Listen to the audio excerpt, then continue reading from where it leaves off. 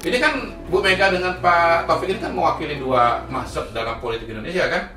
Mazhab dalam tanda kutip normatif idealis, yang kedua mazhab data driven dan pangan realis. Ya, jadi realisme politiknya Pak Taufik Kemas, dulu gua melawan data ya kalah gua. Ya kayaknya gua ikut aja gitu.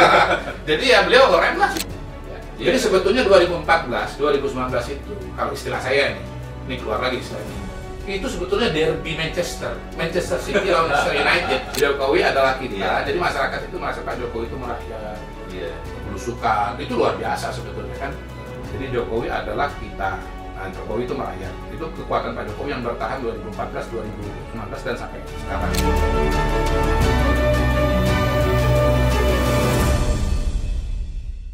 Pergi ke gunung mencari bonsai. Cakep. Perginya sama Syria. Cakep. Pemilu memang telah usai. Kira-kira nanti hak angket jadi enggak ya? Oke. Selamat datang pemirsa di Cakep, Catatan Kebijakan Publik dan Politik. Bersama saya Wisnu Yuwono. Dan saya Hannibal Wijayanta. Terima kasih pemirsa telah datang di episode hari ini. Kita kedatangan tamu istimewa, Mr. Q. Thank you. Selamat. Ini merupakan episode perdana di mana kita kehadiran Mr. Q ya. Mr. Q ini adalah aktivis politik yang sudah terkenal, tampil di media hampir tiap minggu, bahkan hampir tiap hari. Tiap hari nih. Dan tentu saja kita ingin mendapatkan pandangan-pandangan dari Mr. Q ya terkait dengan pengalaman beliau, karena tadi kita sempat berbicara banyak sekali pengalaman beliau yang sangat relevan ya terkait dengan pemilihan langsung presiden, dan tentu saja ini juga berimplikasi pada pemilu 2024 yang baru saja masih berlangsung sih ya, karena masih KPU belum ngetok ya, belum ngetok. Nah, mungkin ada MK. Nah, mungkin kita mulai dari ini Mas, dari pengalaman Mas Kodari nih, terjun sebagai aktivis politik tuh sejak kapan? Emang passionnya dari dulu seperti itu ya? Ya memang sebetulnya dari zaman mahasiswa, selain aktivis kelompok studi juga aktivis di HMI kan, dan aktivis juga di fakultas waktu itu. Saya kira kan saya dengan Wisnu kan nggak jauh-jauh amat lah ya. Dan saya masih sempat ketemu dengan ayahanda beliau, Pak Yono Sudarsono, salah satu dosen idola kita pada waktu itu. Saya ngejar beliau kan. Ngejar beliau ya. Ngomong-ngomong saya pernah punya satu pengalaman loh. Pak Wisnu tuh, Pak Yono itu orangnya baik banget. Beliau pernah memberikan rekomendasi beasiswa, termasuk kepada saya, dan waktu itu beliau udah menteri sebetulnya, tapi sangat mudah diakses. Jadi ketika kita mau minta rekomendasi, uniknya beliau mengatakan, "Dah tulis sendiri kamu." Nanti saya tanda tangan. Oh, luar biasa itu. Baru jadi ngomong.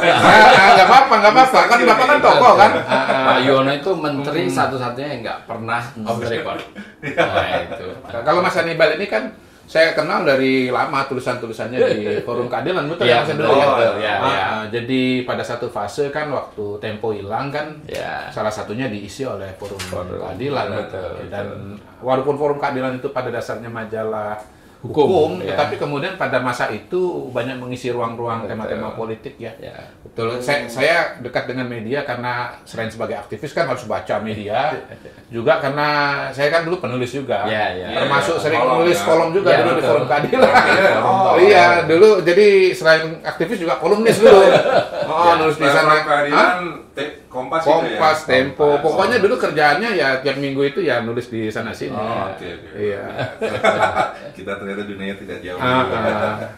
Iya, jadi Mas Kodari ya, dari pengalaman itu kan Mas Kodari punya passion politik, terus tiba-tiba sebagai aktivis, momentumnya 98, Soeharto jatuh. Nah, melihat perkembangan politik yang begitu cepat, transisi dari Soeharto terus kemudian pemilihan langsung, pengamatan Mas Kodari bagaimana? Iya, saya dulu memang cita-cita semenjak di kampus mau jadi peneliti ya, dan jadi penulis, walaupun memang dari awal bukan peneliti di kampus, jadi di lembaga-lembaga think tank katakanlah begitu. Karena itu ya saya ketika selesai dari S2 di Inggris, waktu itu udah nulis sih, udah tergabung juga dengan lembaga penelitian namanya ISAI yang lebih banyak berkutat dengan soal analisa media, kajian media. Saya mau kejar passion saya ke bidang politik, karena itu waktu itu bergabung di CSIS, pulang dari Inggris tahun 2002. 2002. Nah, tapi saya nggak sempat lama di CSIS, saya diajak mendirikan Lembaga Survei Indonesia. Nah, sebelum sana mungkin bisa diceritakan studi apa di Inggris dan di universitas apa? Oh, saya itu sangat iya, saya S1-nya di bidang psikologi, tapi di tahun kedua, tahun ketiga saya udah merasa salah jurusan tanda kutip ya. Saya lebih minat kepada politik dan karena itu waktu itu saya otodidak, tetapi sarjana psikologi saya selesaikan. Lalu saya di S2 itu ambil jurusan Political Behavior, Department of Government. Dan di sana saya pertama kali menemukan, oh ternyata riset-riset politik di negara barat ya, Eropa, Amerika, jurnal-jurnal.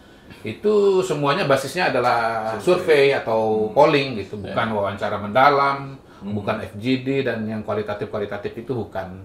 Nah, polling atau survei itu kan kelebihannya dia bisa digeneralisir kepada populasi yang lebih besar ya.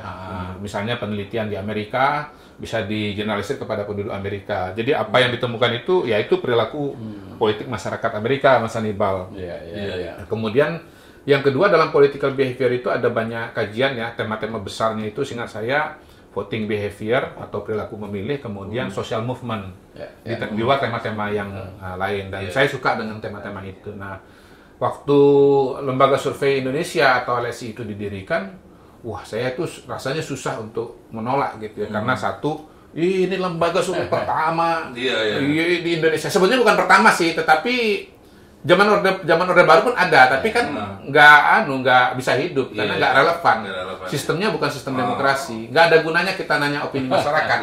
Karena semua keputusan diputuskan. Dan waktu itu bahkan sampai tahun 99 kan presiden juga dipilih oleh MPR, oleh elit, bukan oleh masyarakat. Jadi masyarakat mau si A, tapi kalau MPR maunya si B ya tidak akan dipilih. Ya saya menduga ya, kalau seandainya tahun 99 itu pemilihan langsung, Presiden Indonesia itu pasti Megawati, nggak mungkin Gus Dur. Karena waktu itu PDIP menang ya 30% kan. Iya, jadi Megawati waktu itu lagi populernya.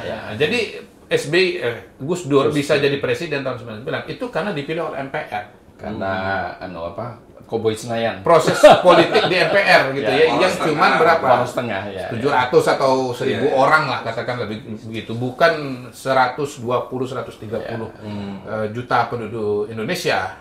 Nah, jadi saya ketika diajak mendirikan Lembaga Survei Indonesia dan akhirnya saya bergabung menjadi direktur riset pertama, itu sesuatu yang sangat menggairahkan gitu. Sur banget lah kalau ya. Jadi Mas Kodari kan pada waktu itu Mas punya passion politik, terus tiba-tiba ada opportunity menjadi pollster gitu ya, dengan bergabung di Lembaga Survei Indonesia sebagai lembaga pollster utama.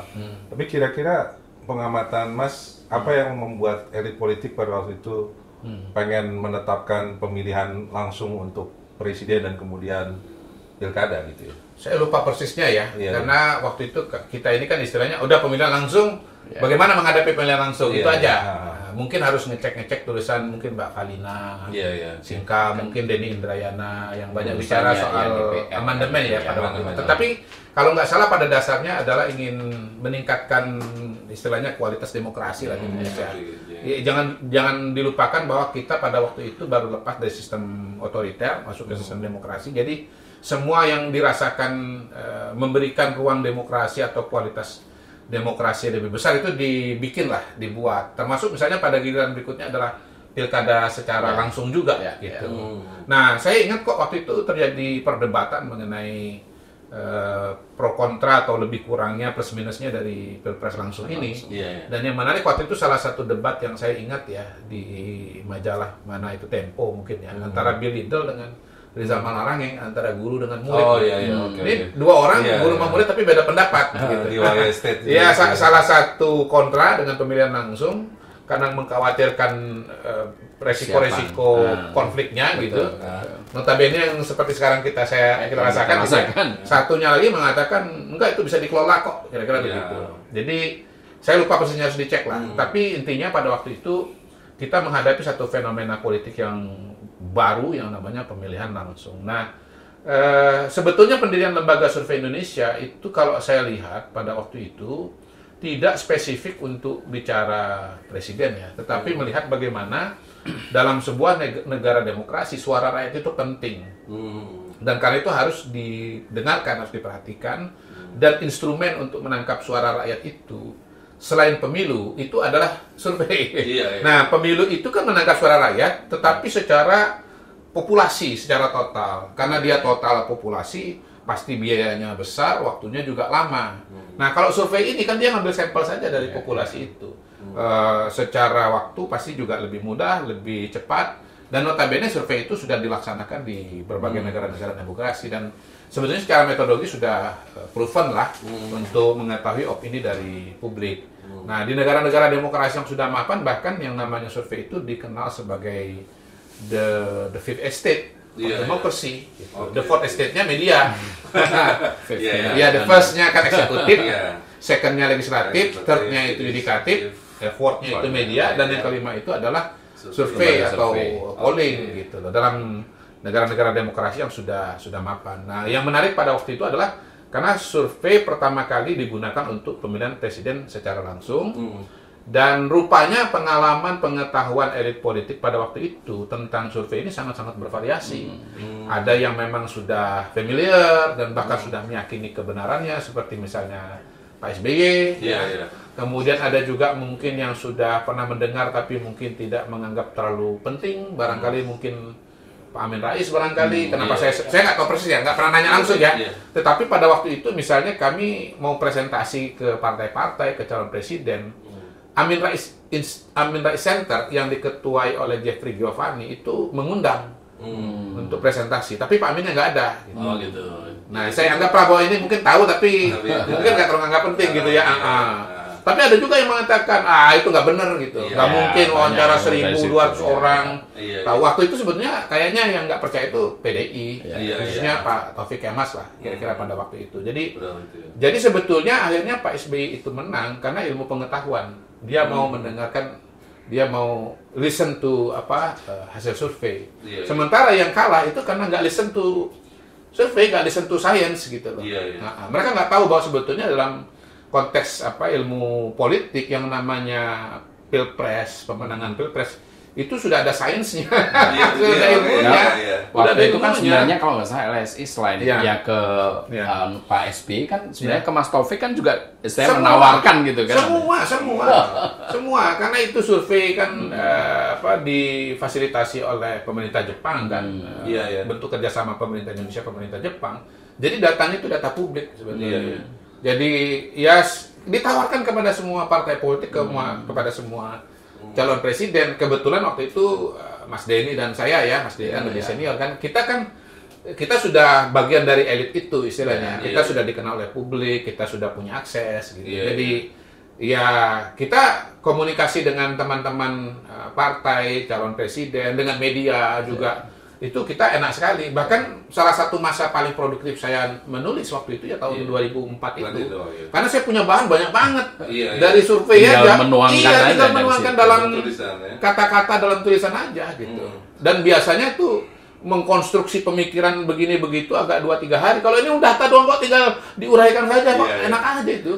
Di 2004 itu apa sih yang membuat Anda excited dengan temuan di lapangan yang membuat kemudian Anda proud dengan hasil survei Anda gitu? Pertama yang menarik adalah bahwa ternyata ada fenomena split ticket voting ya.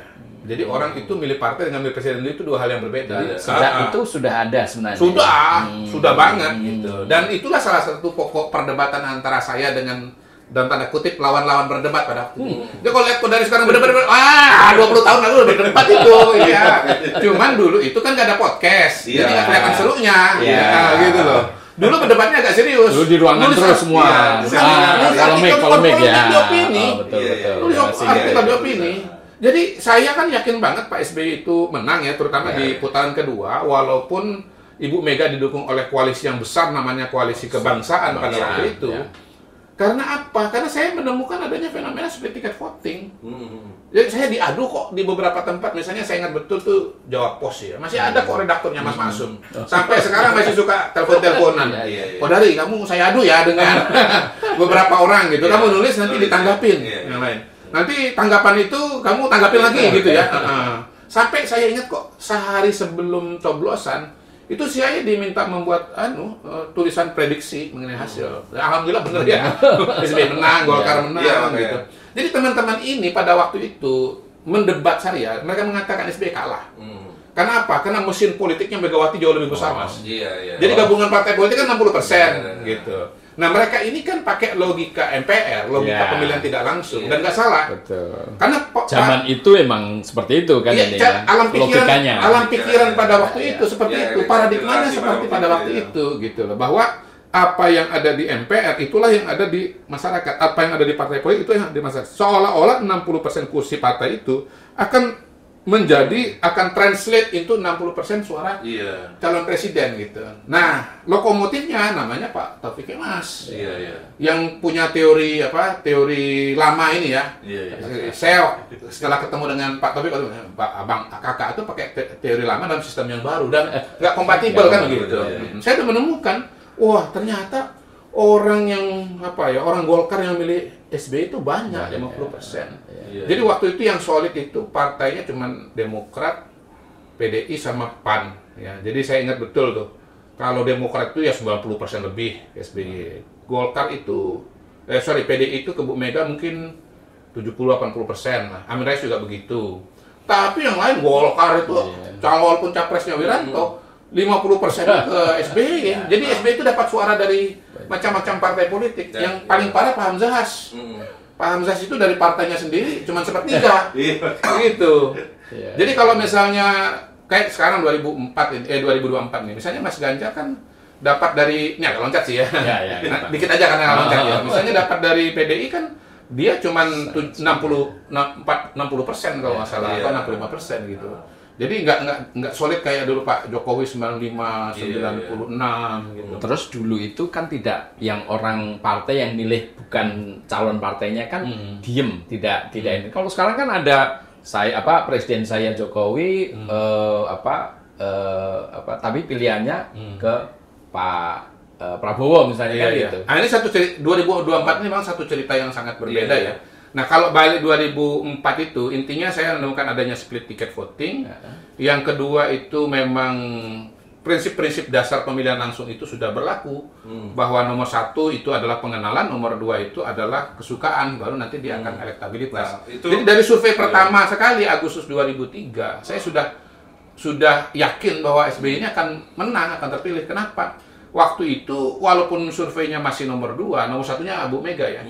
Tetapi dia tingkat pengenalannya baru 60%. Sementara kesukaannya udah paling tinggi di antara yang lain-lain. Jadi kata kunci untuk supaya Pak SBY menang itu cuma sosialisasi saja. Dia sosialisasi ya, tingkat pengenalan, dan kalau dia bisa mempertahankan tingkat kesukaan. Momentum yang membuat dia dikenal gimana? Kan waktu itu ada analisis waktu dia dibully sama Pak Taufik Kemas, itu benar atau? Pertama dia sosialisasi, karena dia menyadari, saya kurang dikenal karena saya sosialisasi. Nah, itu bayangkan kalau dia nggak lihat data kan, dia nggak menyadari kelemahannya itu di situ. Yang kedua memang ada momentum politik di mana dia kemudian dikucilkan dari kabinet ya, lalu kemudian ada serangan-serangan politik dari Pak Taufik Kemas yang viral istilahnya ya, kalau anak kecil. Jenderal kok kayak anak kecil. Lalu tanggapan dari Pak SBY juga tepat ya, tidak ikut ngamuk-ngamuk, ikut marah-marah. Saya bercanda waktu itu begini. Saya prihatin. Kok mirip ya kayak gitu. Iya, Hannibal Yudhoyono. Hannibal Yudhoyono, iya mirip banget. Saya waktu itu bercandanya begini, coba yang diserang Pak Taufik itu Amin Rais. Nggak jadi suara itu. Pak Amin Rais kan maju juga kan. Pasti Pak Amin Rais juga. Lebih dekat lagi kan. Gitu kan. Berdiri-berdiri gini, kita. Gitu. Iya, marah dia. SBY enggak. Ditanggapinnya dengan santai gitu. Mungkin kalau 2024 ini kayak Pak Prabowo gitu. Pak Prabowo kata Ganjar nilainya 6 dari berapa? 5 dari 10. Kalau Mas Anies berapa? 11 dari 100. Gini-gini. Ada di mana viral dari ibu-ibu malah simpati kan? Iya. Coba bayangkan kalau Pak Prabowo itu, apa kamu?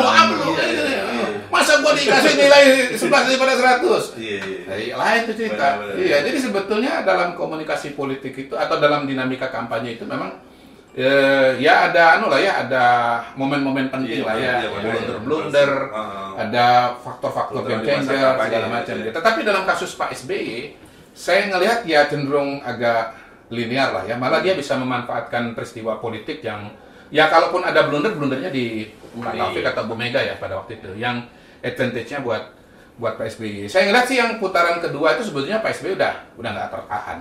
Oh gitu ya. Iya kan survei Pilpres pertama kan pada bulan April, putaran keduanya kan bulan Juli gitu. Karena putaran pertama kan ininya tipis-tipis tuh ya. 5 paslon.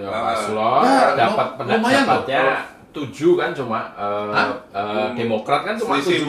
Nah, ini kita bicara presiden atau bicara legislatif. Kalau kita bicara presiden kan kita bicara pemilu legislatif dulu, baru pemilu presiden. 3 kali waktu itu.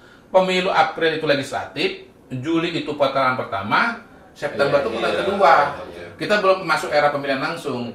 Pada pemilu legislatif, Demokrat dapat 7,5%, cuma dikit. Presidensial threshold-nya 5%, otomatis Pak SBY lolos, ya kan? Pada bulan Juli itu bertarung 5 calon, pada bulan September itu tinggal 2 calon. Ya. Nah, memang kenapa Pak SBY itu suara nggak bisa sekali putar karena calonnya 5. Suara tuh betul-betul terpecah ya, betul-betul terpecah. Saya kira 2024 ini kalau calonnya 5 juga Pak Prabowo berat juga menang sekali putaran itu, karena calonnya 3 jadi bisa. Itulah pengalaman penting di Pilpres 2004 yang kemudian ya menjadi jadi dasar lah untuk pengalaman-pengalaman. Yang jelas saya senang sekali karena apa? Karena berhasil membuktikan bahwa survei itu kalau dikerjakan dengan baik ya, artinya sesuai dengan metodologi, dengan objektif, dia bisa memotret realita masyarakat Indonesia. Tadi saya bilang, saya juga deg-degan. Kenapa? Karena ini yakinnya ini apa istilahnya itu? Yakin berdasarkan data, berdasarkan teori gitu, berdasarkan pengalaman di negara lain kan. Tetapi saya sempat ada keraguan juga mengenai apakah misalnya kemajemukan rakyat Indonesia itu bisa ditangkap nuansanya oleh survei? Karena yang di luar kan nggak ada model kayak kita ini kan. Keragaman masyarakat kita kan nggak seperti ini kan. Yang kedua, apakah rakyat Indonesia akan terbuka bicara mengenai pilihan partai dan pilihan presiden? Karena pada masa Orde Baru kan itu mereka nggak terbuka. Oh ternyata terbuka sekali. Terbuka sekali mereka. Ya. Kan 2024 ini ada juga lembaga survei yang mengatakan kami tidak bisa publikasi hasil survei karena ternyata rakyat itu tidak mau ngomong siapa pilihannya, gara-gara takut nggak dikasih bansos. Ya, saya rasa nggak gitu lah. Ya pertama yang ngalamin itu lembaga lu doang, lembaga yang enggak, gitu kan. Iya. Yang kedua kayaknya sih, kalau pengalaman saya pribadi nggak ada kejadian kayak begitu tuh nggak ada. Nah, kita kembali lagi ke 2004. Kan salah satu faktor seorang presiden pasti ingin terpilih kembali kan. Dan pasti dalam 5 tahun dia berusaha mempertahankan popularitas. Nah, kira-kira menurut pengamatan Mas Kodari, SBY bisa mempertahankan popularitas sehingga pada saat periode kedua election dia jadi kandidat yang sangat kuat, itu gimana? Pertama dia sih memang tetap figur yang charming ya. Jadi Pak SBY waktu itu 2004 itu seingat saya salah satu alasan memilih kan orang karena ya berwibawa, ganteng gitu. Ya kayak anu lah, Wisnu Sudarsono lah ya.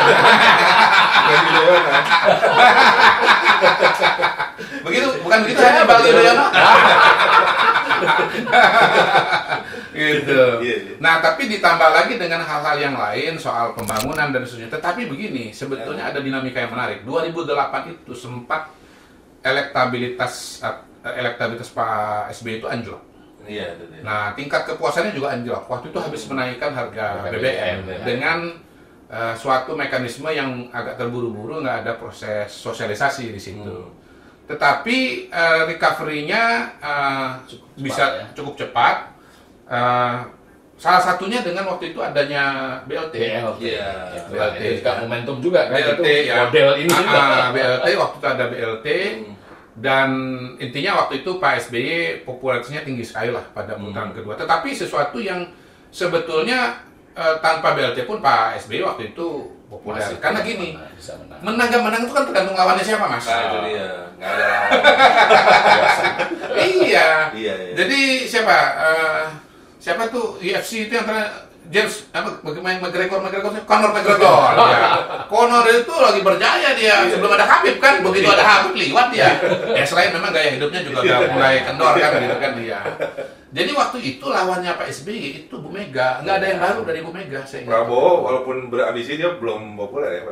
Belum. Waktu itu surveinya dia belum nyetrum lah Pak Prabowo itu, dia waktu itu akhirnya diambil sebagai wakil. Memang pengen jadi calon presiden, tetapi waktu itu ini karena udah lama banget ya, jadi harus menggali memori lah. Jadi mungkin mohon maaf kalau ada banyak hal-hal penting yang terlewatkan. Tetapi intinya waktu itu Pak Prabowo belum terlalu menonjol. Memang surveinya yang tinggi adalah SBY, kemudian nomor 2 masih Bu Mega. Nah, yang nekat itu Pak JK. Iya, itu dia. Pak JK tuh nekat betul itu. Last minute juga kan, iya, karena jadi capresnya tuh. Iya. SBY katakan tidak memilih dia lagi. Betul. Terus terang sebetulnya waktu itu saya ngomong sama Pak JK, bahkan dari setahun sebelumnya, dan saya ngomong 3 kali dalam 3 kesempatan bahwa Pak JK jangan maju calon presiden, saya bilang. Dan jangan berharap calon wakil presiden, karena saya udah membaca ya, dan bahwa Pak SBY itu nggak akan menggandeng Pak JK. Iya. Ya, jadi kalau orang bilang lama kalau itu. Kalau orang yang bilang kok tahu dukun-dukun, dari dulu, tanya sama Pak JK. Iya. Kita tuh tinggal analisa aja. Pertimbangan kita kalau komprehensif, kita kenal elit itu kita tahu lah. Iyalah, kita tahu lah. Bukan cara akses ya. Iya, akses aja. Udah salaman politik. Prabowo, Pak Pak SBY dengan Pak JK kan nggak cocok. Lo itu tahu, itu Yono tahu. Lihat Pak JK tuh kayak nggak sadar gitu loh bahwa Pak SBY itu nggak nyaman dengan dia. Pak SBY itu nggak suka. Waktu itu padahal kan kenapa nggak nyaman? Dianggap pasangan ideal tuh dulu, saya ingat awalnya aja baru. Iya, awalnya kan begini, SBY JK itu, Pak JK itu, Pak SBY itu orang politik, hukum, keamanan, Pak JK orang ekonomi, ya kan? Pak SBY orang Jawa, Pak JK orang Indonesia Timur.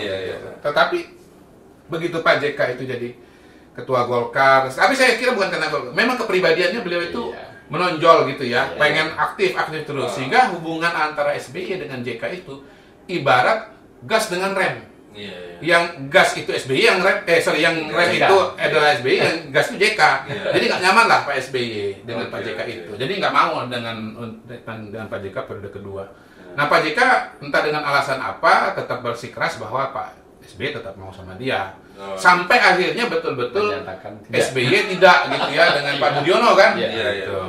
Nah Pak SBY waktu itu lagi populer banget, sehingga ibaratnya waktu itu kita bilang sama Tunggul Kayu juga menang. Menang Pak Budiono ya. Kalau Pak Budiono nonton ya. Ini mereka sih yang nanya nih, kita nanya dari Tunggul Kayu udah dihalusin. Waktu itu ada yang lain. Iya, jadi waktu itu Pak Budiono jadi wakilnya. Nah, Pak JK itu ya yang bisa kita katakan dia emosional. Untuk memilih maju sebagai calon presiden. Surveinya Golkar itu kan. Jadi surveinya itu kecil sekali, cuman 3% kalau nggak salah. Kemudian bahkan paslonnya juga kebalik, elektabilitasnya Pak Wiranto tuh yang jadi wakilnya sebagai calon presiden lebih tinggi daripada Pak JK. Tapi kenapa Pak JK yang jadi capres? Karena kursi Golkar lebih banyak dari. Jadi sebetulnya sih, nah 2009 itu kan Pak Taufik itu panggil saya, dia bilang gimana, pileg ini PDI menang apa enggak gitu. Pakai bahasa Palembang kan saudara gitu. Ya, saya bilang survei dulu Kak gitu kan. Kalau orang Palembang itu walaupun udah dengan senior banget biasanya panggilan Kak tuh generik lah, egaliter lah ya. Jadi ya survei dulu Kak gitu. Wah, ayo kau survei lah. Dulu aku nggak percaya survei, aku lah tobat gitu kan. Itu hebat Pak Taufik itu, orangnya betul-betul fair lah gitu. Survei lah saya lihat kalah Kak PDI, Demokrat yang menang. Dia tanya, presiden gimana? Presiden Pak Mano. SBY kuatnya nggak dengan dilawan. Saya dengar sih malam itu dia komunikasi lah dengan Pak SBY ya artinya, bukan dengan Bu Mega, dengan Pak SBY. Dengan Pak SBY. Waktu itu memang begitu. Memang begitu ya? Oh ini ada wartawan ya, konfirmasi. Untungnya ada wartawan, saya dengar nih, tahu cerita-cerita. Ya terima kasih. Jadi waktu itu Pak Taufik komunikasi dengan Pak SBY, tetapi kan akhirnya, ya maksudnya kan begini, dalam politik itu, if you cannot beat them, join them. Gitu loh. Jadi gabung aja. Nah, tapi Bu Mega kan tetap ngotot maju sebagai calon presiden. Sehingga akhirnya terjadi perbedaan pendapat antara Pak Taufik dengan Bu Mega. Ya Pak Taufiknya relatif tidak terlalu aktif dia dalam pilpres itu. Istilah dia kan mungkin karena dia udah tahu ya. Iya, ngapain fighting the losing battle ya, ngapain. Ini kan Bu Mega dengan Pak Taufik ini kan mewakili dua mazhab dalam politik Indonesia kan. Mazhab dalam tanda kutip normatif idealis, yang kedua mazhab data driven dan lapangan realis. Iya, jadi realisme politiknya Pak Taufik Kemas, dulu gua melawan data ya kalah gua. Ya kali ini gua ikut lah gitu. Jadi ya beliau rem lah sudah itu. Dan menurut saya ya, jadi saya ingat dua waktu itu ngomong, agak lama sih ngomong. Ditanya teman-teman wartawan, gimana Mas PP2? Agak menarik, udah ketahuan yang menarik. Iya, balik lagi kalau 2024 kok udah yakin banget itu ngomong kayak gini. Kok berani banget? Dari dulu kan udah biasa lihat data. Di periode kedua itu kan terus Pak Taufik kan lebih kemudian merapatkan sayapnya ke SBY. Iya, jadi ya begitu kemudian ternyata Pak SBY menang sekali putaran kan gitu kan 60% waktu itu. Ya sebetulnya Pak SBY udah punya teman di PDI gitu. Nah, Pak SBY itu sudah pengen sebetulnya melakukan rekonsiliasi dengan Bu Mega dan Pak SBY mencoba dengan memberikan ruang-ruang lah kepada Pak Taufik misalnya dengan mendukung Pak Taufik sebagai ketua MPR. Jadi ya istilah saya itu ketua tim sesnya Pak Taufik jadi ketua MPR Pak SBY gitu. Cuman ya Bu Mega kan nggak pernah bisa betul-betul pulih hubungan normal dengan Pak SBY sampai sekarang lah boleh dibilang begitu dia. Nah, kan Mas Kodari lihat pasti seorang presiden apalagi ketua partai ya pada waktu itu Pak SBY 2009 terpilih dengan popularitas paling tinggi. Demokrat 20%, partai paling besar pasti punya interest untuk mempertahankan kursinya dan popularitasnya. Terus tiba-tiba kenapa di tahun 2014 bisa partainya turun drastis dari 20% ke 7%? 10%. Iya, 10% ya. Terus Pak SBY sepertinya tidak punya pengaruh pada pemilihan pilpres berikutnya, which is Pak Jokowi ya pada waktu itu. Ada dua hal yang berkaitan ya. Pertama, kasus hukum. Jadi saya kira salah satu masalah hukum dan politik yang terbesar dalam sejarah era reformasi ya tahun 2013-2014 itu ya. Jadi yang terkena adalah tokoh-tokoh sentral di Partai Demokrat, mulai dari Mas Anas sebagai ketua umum, siapa tuh namanya Nazarudin, seperti Andi Malarangeng, nama-nama yang populer seperti siapa? Angelina Jolie, Sonda. Lupa Oke, ini supaya pemirsa senang ini. Kalau di podcast tuh ada debat-debatnya gitu. Iya, Angelina Jolie. Lu ya kameramen aja ketawa gimana tadi dia kan gitu. Gitu. Jadi ya itu membuat kemudian saya lupa ya, ini apakah kaitannya dengan kepuasan kepada SBY pada waktu itu atau dengan Demokrat. Tapi saya ingat bahwa kepuasan kepada PSBY pun juga rendah sekali. Saya punya surveinya, SMRC punya surveinya, lingkaran survei juga punya surveinya, temuannya mirip-mirip. Kepuasan kepada PSBY sekitar 35%. Karena mungkin kan waktu itu juga SBY juga nggak maju lagi kan, jadi juga dia udah tidak merasa perlu untuk dua hal ya, mungkin pertama masalah kasus hukum, dia juga mau manuver-manuver juga ruang geraknya terbatas. Yang kedua mungkin dia perspektifnya ya nggak seperti Pak Jokowi ya. Itu dia. Tensin kalau dia kalau kata Pak Rias kan santai aja. Santai aja. Tapi saya lebih menduga karena masalah itu, boro-boro ngurusin urusan di luar, bagaimana memikirkan penerus dan seterusnya. Partainya aja mau tenggelam kok, berat banget waktu zaman itu kapal mau karam. Betul. Kapalnya mau karam. Boro-boro mau mikir cari ikan, boro-boro mau pergi jauh, kapalnya mau karam gitu. Sehingga memang kalau dikatakan dulu Pak SBY itu tidak cawe-cawe Pak SBY itu tidak punya tidak berpartisipasi dalam, memang nggak bisa. Gimana bisa cawe-cawe ya? Iya. Untuk ini kapalnya aja. Betul, menyelamatkan kapalnya aja sudah sangat-sangat berat gitu, dan belum tentu berhasil gitu. Jadi memang pada waktu itu apapun alasannya Pak SBY tidak pada posisi untuk bisa menjadi seorang kingmaker. Iya, itu dia. Nggak bisa dia menjadi seorang kingmaker. Walaupun pasti dia pengen dong. Pengen. Masih mencoba memantau lah paling nggak. Iya, tapi seorang presiden petahana, kalau dia mencoba untuk menjadi kingmaker dengan tingkat kepuasan kepada begitu, itu calon-calon presiden bukannya mendekat, menjauh semua. Pak, sorry, oke Pak, makasih, tapi oke, no, thank you, gitu kira-kira. Kenapa kok yang ini kok bisa mendekat nih? Karena surveinya tinggi sekali, 80%. Kecintaannya. 80% aja masih ada yang nolak kan, ada yang lain dekat, ada yang nyerang-nyerang kan. Walaupun itu ada salah strategi. Oh gitu. Jadi Pak SBY emang dalam posisi yang politik tidak memungkinkan. Jadi kalau ada istilah sekarang ini lendak presiden, itu terjadi dalam kasusnya Pak SBY. Popularitas dia rendah, dukungan masyarakat nggak ada, lalu kemampuan konsolidasi elit politik juga nggak bagus. Dia nggak punya penerus yang bagian dari dia. Kalau Pak Jokowi nggak bisa dibilang lendak, popularitasnya tinggi, masih Raja Wali yang menguasai betul, angkasa betul. Yang kedua presiden petahana, melanjutkan dia, dekat hubungan dengan dia, gitu. Jadi kalau ada yang bilang habis ini Jokowi rendah, salah besar. Iya, salah besar.